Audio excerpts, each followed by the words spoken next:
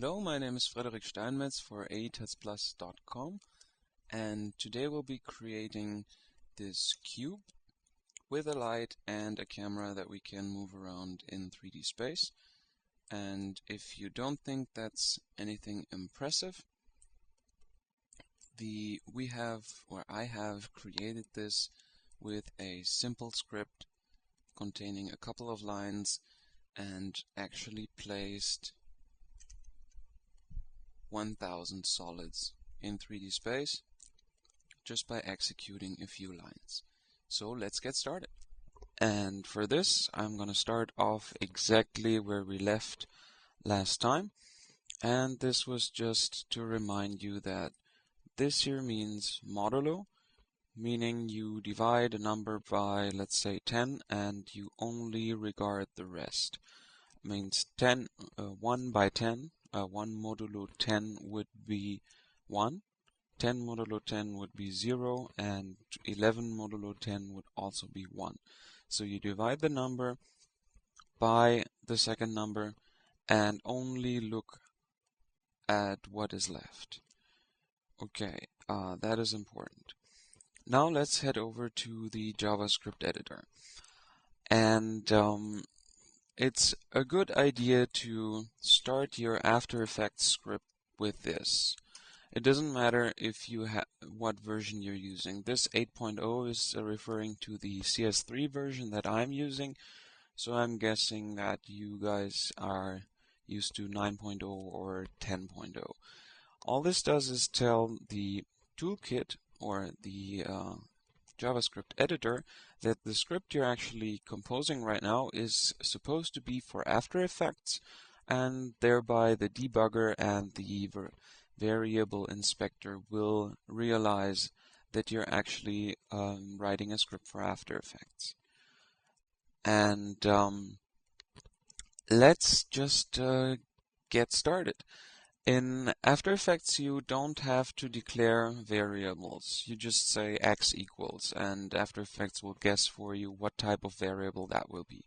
This is different in the JavaScript editor, and that is for a reason. It's because if you accidentally type, let's say, target in the one variable and then target without the R in the next one, in After Effects you don't get an error message. But here you will, and this is very helpful. If you're looking for your mistake, you're quite happy if the editor checks for spelling mistakes. So I'm gonna create a variable that I call new comp, because we're going to create a new comp for this script.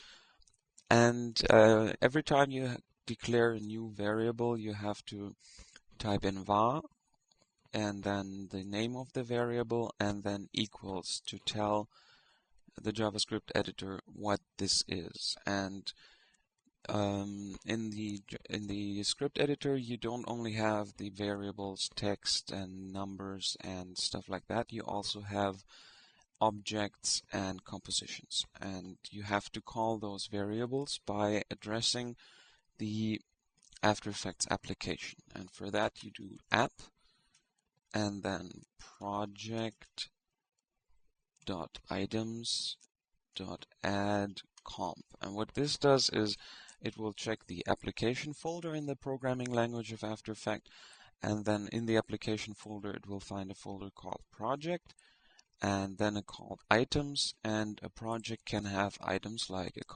composition or solids and stuff. And I will call this composition the cube, and then you have to declare the properties, and the properties are the x dimension, comma, the y dimension.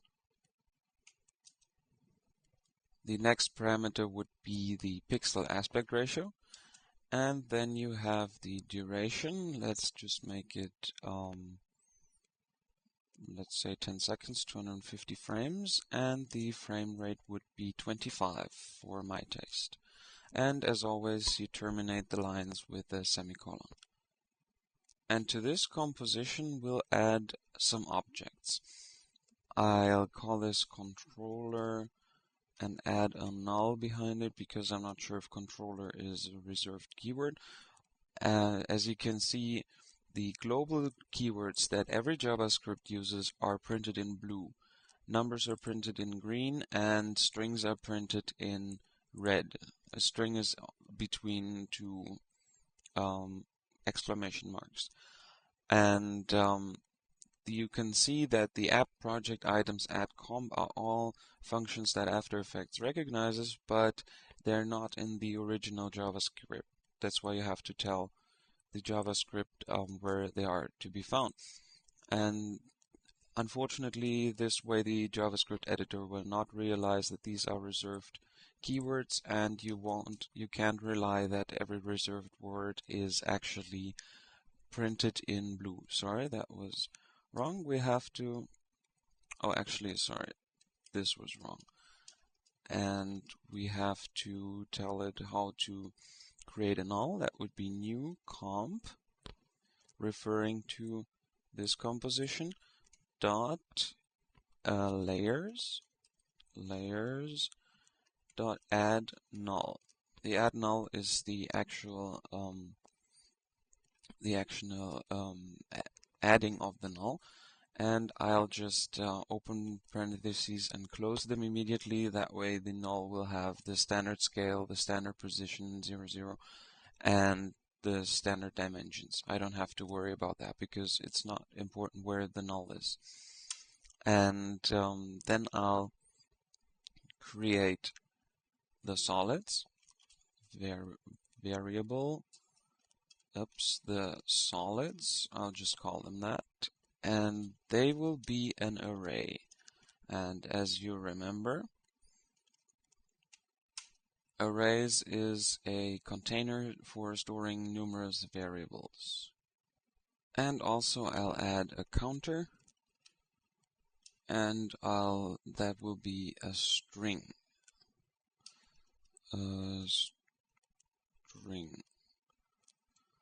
And you can see I forgot the space between new and array. And new array just means it's a blank array. New string means it's a blank string. New number would be a blank number, not 0, but blank. It's a little different, but it's not that important at the moment. Okay, then I'll create a new variable for the width of our objects. And the reason why I'm using a variable is if I want to change the width later on, I'm going to use this width for every row and every column that we create. And if I want to change it later on, I'd have to go through all the rows and columns and change the width every time. So I'll just create a variable for width and height, and whenever I feel like changing the overall size, I'll just change the width and height. Variables all over here. And then same thing for position. This is the starting point of the cube where we are starting off to creating it. And the position, I keep doing that. It's hard to talk and type. So variable pos x, and I'll just make this 0. Copy that, paste it twice, and change this for a y, and this is it. So our cube will have its origin at 0, 0, 0. And now we come back to the for loops. The for loop needs, you can remember maybe, you have in After Effects you have the variable, you have the number, and you have the method. So this actually has to be I smaller than 100. And of course this doesn't work in JavaScript. You have to declare this variable I. As I said, After Effects does it for you. So actually that needs to be a semicolon, just as this one. And in this case, I'll actually oh come on, it's not that hard. So I equals, sorry for that, I equals 1000 in my case. We're going to create a cube with 10 in x, 10 in y, and 10 in z. So we use 1000. And I found it to be easier to go from 1000 to down to 1.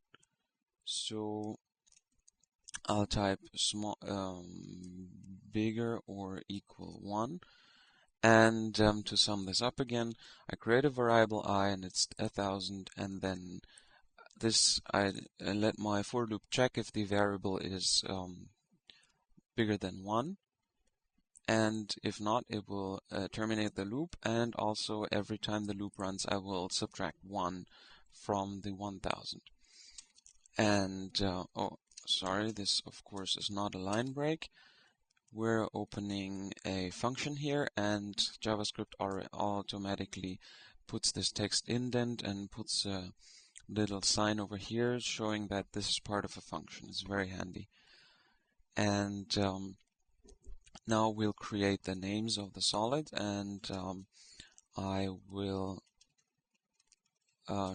write this down, so later on when I'm inspecting my script, if I don't remember what I've done, this will be very helpful. And you can see that the name of the solids is green, but it's in smaller case than these actual stuff, and that's because I put 2 slashes in front of it telling the JavaScript editor to disregard everything in this line behind the two slashes until the next line break. Okay, and then we have to differentiate, if that's the right word, between the cubes in the x, the cubes in the y, and the cubes in the z position. And we could of course write a couple of if statements, say if we're talking about the x, make it this, and talking about the y, make it something else. But that's not very elegant, so we're coming back to the divided and the modulo function. First we're checking y minus 1. That is so that the last one is actually 0. Remember, we're stopping at 1. So if we want an actual 0, we're going to subtract 1 from the current loop, and that will make sense later on. And we're checking if this y minus 1 is smaller than 10.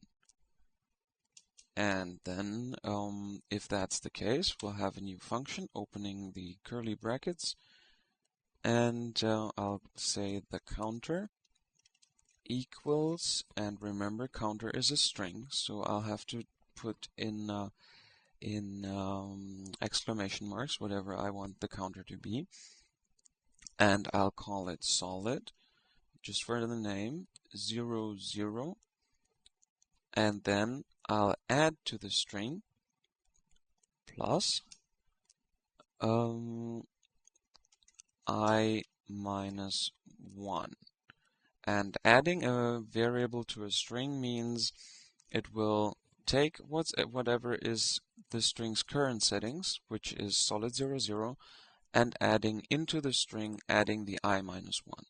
As soon as we're done with the X stuff, I'll arrange the items in Y direction, and for this I'll use an else if, so I can just for the Z I don't have to write if again, I can just write else, meaning if this is the case, or else if this is the case, and any other time else will be the rest. So I don't have to write else if again. And this would be I minus 1. Remember, we're always one step ahead, so we have to subtract that. Is bigger or equals 10. You can see if it's smaller or equals 10, it will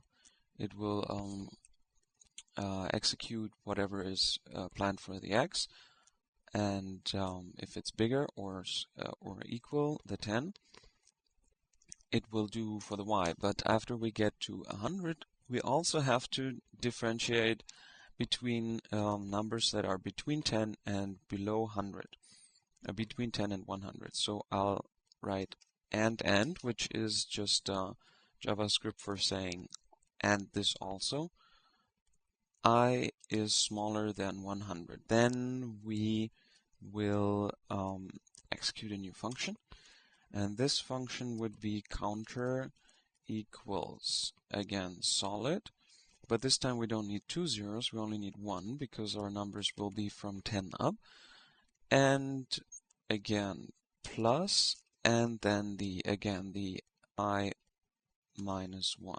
And as I said, since I use the else if up there, I can just say else, and that means if it's not smaller than 10 and it's not smaller than 100, then else. And this I'll call the counter. Again, this time, since we're above 100, we don't need the 0 in front of it anymore. I'll just add the I minus 1. Okay. And that's it for naming of the variables. I'm sorry, I just realized I made a little mistake, but I'm too lazy to re-record all of this. Actually, this checking if it's smaller than 10, smaller than 100, is only there to check if we need 2 zeros in front of this. Oops, big mistake. That would get us an error message. If you need 2 zeros in front of the solid, or 1 zero or no zeros, it has actually nothing to do with the placing an x, y, z. So just disregard what I said about x, y, z in this naming of the solids. It's just so we have them in order. I just don't like it when the solids start with 1 and then goes up to 100 instead of 0, 0, 1 and then goes up to 100. It's just my taste. Let's continue, because now we're going to position the actual layers. So I'll just for later purposes, I'll call this position of the solids, and the position x, which we declared to be 0 before the start of the loop, of course has to be modified using the I. We'll use the I modulo 10 and multiply it by the width, and also to that value we'll add the I, oops, that needs to be in brackets, I modulo 10. And that will mean in every new solid that gets placed, we'll have the x position of, first of all, 1 times its width, this one, which is important because otherwise they would have the position of 1, 2, 3, 4, 5, and this way they'll have the position 1 times width is 20, plus I modulo 10 would be 1, so 21. Okay, now you can see that the x, those will form a square 10 by 10 if we execute this. And now we have to offset this square in y position every time the square is full. And that would be, for this we'll actually need an if statement, and if I modulo 10 equals 0, and this is important to make two equals, because if you have one equal sign only, that's a declaration, and if you have two equal signs, that is a comparison. I modulo 10 equals 0, so every 10 times this script gets run equals 0, and I'm not typing the I minus 1 because the first run is it doesn't need to be offset. So now I guess you're starting to get why this is from 1000 down to 1 and not from 1001 down to 2 or 999 down to 0. For this, of course, we need the open curly brackets again, and then we'll have the pos y, which is 0 at the first cycle, but it will be increased plus and equal. Oops, we don't need the plus and equal mean, well, pos y plus. It's just shorter. Height, and to the height we'll add 2. And this means every time we're offset, every 10 times the loop runs, the overall y position of our entire square that we created here will be offset. Oh, I'm sorry, it's not the square. The entire line we created here, every 10 times the loop runs, this will be offset by 2 down, plus 2. And of course, we also have to check if we did the first 100 squares, then we want to start at 0 again. So I'll make a comparison. If I modulo 100 equals 0, that means every 100 times the loop runs, I want the position y to be reset, because then we'll start at the top left again, but it will be offset once by the next function that we're creating. First we'll have to close both of these functions. The first is for this opening and the second is for this opening, and then we'll check whether to offset the current solid that is created in the current loop of the for loop, whether we have to offset it in z direction. For this I'll write if I modulo 100, so every 100 times the loop runs, equals 0, I will execute this function and it will be pos z to be offset by width plus 2. And oops, I keep doing that, I don't know why. And we could also declare a variable for the distance between two of the solids, in case we want to change it later on. Since I don't think I'll be using the script for much, I skip this step. I'm sorry, and you can feel free to do this just over here, like I created the variables for this. Whenever you feel like you're gonna be fiddling with those values a lot, you should make a variable, so you don't have to go through your entire script and change the numbers. You can just change the variable up here. And let's continue with the creation of the solids. I'll type that here, creation of the solids. And now we have the solid. This is this array up here. So as I can see, it's called the solids. And as you remember, an array, if you want to address a certain position of the array, it needs to be in brackets, or those, I hope they're called brackets. I will just distinguish these. I'll call parentheses, these I'll call curly brackets, and these I'll just call brackets. And equals new comp, that means it will be placed in our new composition that we created up here. Dot add, and just as we added the null up there, we'll add a solid, and we have to define some parameters for the solid. And the first thing you have to declare is the color of the array. I'll make it white, 1, 1, 1, meaning 100% blue, 100% red, 100% green. And since the color has 3 values in this case, it is an array and it needs to be in brackets. The next thing that will be in these attributes of the solid is the name, and the name has to be a string. And if you remember, up here our counter is a string. That's why I counted anyways. The next is the width, and you guessed right, the height. And then you need the pixel aspect ratio again. Oops, that would be 1, and the duration, that would be 250. That's the length of our comp. And now we created the solid, one for every circle, and now we have to change some of the attributes. You can also type in here some of the attributes you want to change, but that is not good for overview, I think. So I add some of the attributes I didn't put into these brackets, parentheses.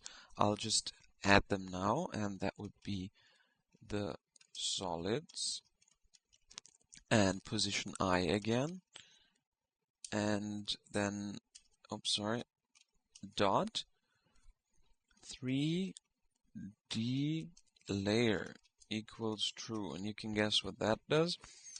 You just have to know that now the solid number I will be a 3D layer. And if you want to modify properties of the solids, you just need to know how they're called and say the solids dot, and then the property, and then whatever you want them to set it to. And then the solids I property would be the transform properties, and the property we're accessing is called position. Of course, this can be applied to property scale, property transparency, and so on. And dot set value, that means, well, set a value for the position, and the value of course has to be an array. Since we have 3D layer true, it needs to be an array of 3 numbers, and of course position x would be position x, and position y would be pos y, and position z would be pos z, and close parentheses, and also terminate the line. Then one final thing that doesn't look right. One final property we need to add is the parent, the solids dot number I dot parent equals the controller null. And this of course is so we have no problems moving our entire cube around without selecting all our solids in the composition that we're creating later on. And now we're done with our for loop. Since this is not closing all that it's supposed to, I'm very sure I forgot a curly bracket somewhere, and so I'll just, for now, I'll just assume that there's something queer going on with the quirky going on with the debugger, and I'll ignore this problem. Maybe we'll get the error message later on. Just for decorational purposes, I will create a light. Var light light equals new comp, of course, that's where it's supposed to be placed, and it should be one of the layers, and we'll add a light, add light, and we'll call it very creatively light. And also we need to put the position of the light, or actually that's the floating point center. It's a 2-dimensional array, and I just use this for now, and I'll alter the properties of the light in the same way I altered the property for the solid. So because I think it's better for overview. And this same thing again, the solids, and this time it's the light, this light dot property dot and then the name of the property, position, very important to write this, spell this correctly, dot set value, and then of course position 3-dimensional array.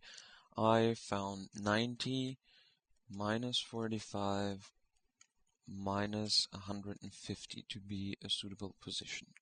Then also we can, since this is supposed to be a spotlight, we'll set which is standard, so we don't have to define it, light dot property again, property and the name of the property is point, and if there are several words that's supposed to make up one word, you can't use spaces, because as you can see, if you insert a space, then it's JavaScript will treat it as two different words. So whenever that's the case and you have to guess however your property or whatever is spelled, then your best guess is always to take whatever it's named, and every time a new word starts, you start with a capital letter.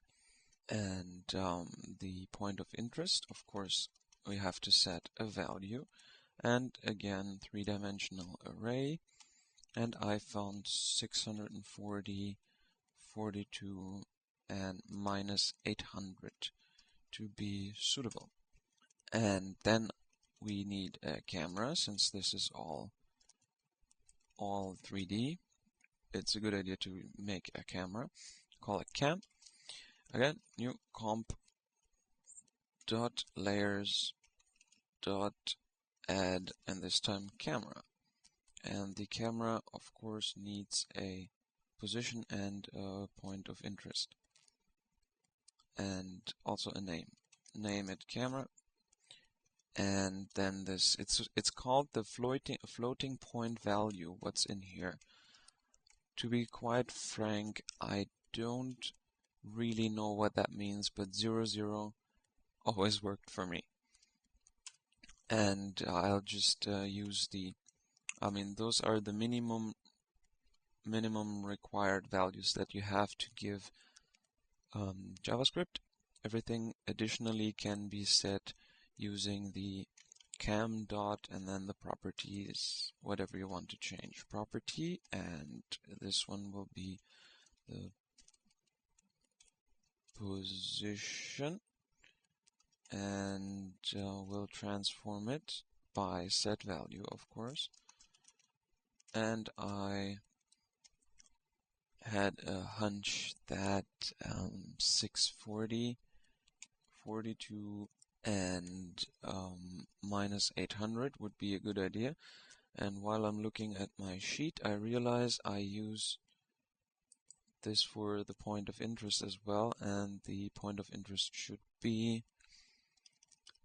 108 and 20 and minus 42.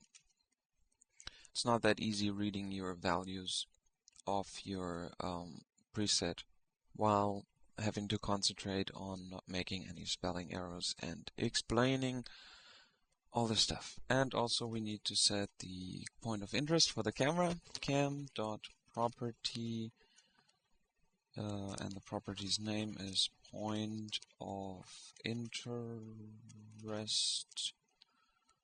and dot set value, of course, and three-dimensional array. I chose 20, 142, 200. And while I was going over the script, I realized that first of all, we forgot, well, I don't want to blame you, I forgot that the controller null also needs to be a 3D layer. Var, so controller null dot 3D layer equals true. And also let's give it a nice position. Controller null dot property dot name position dot set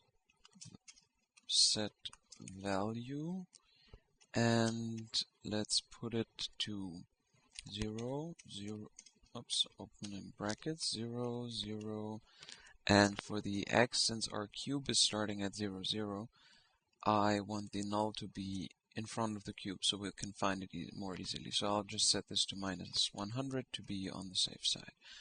Okay, and one thing that came to my mind is I said earlier that I want that I want to use the modulo so I don't have to write as many if statements. So I found a way to get rid of this if statement by saying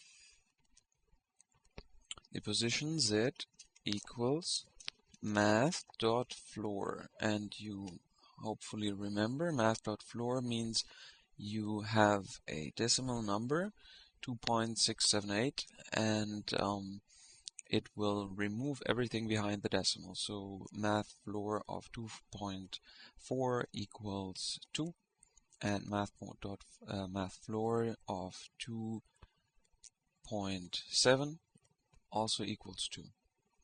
So just deletes everything behind the decimal. And the math floor will be used for the I divided by 101. And this time multiplied by the width. And the reason I'm typing 101 is every 101st to be offset, because one square has 100 solids. So this is one way I realized to make things even a little easier. The other method works fine, but I'm always trying to be as elegant as possible with as few lines of code as possible. And I guess this was it. I'll run the script again.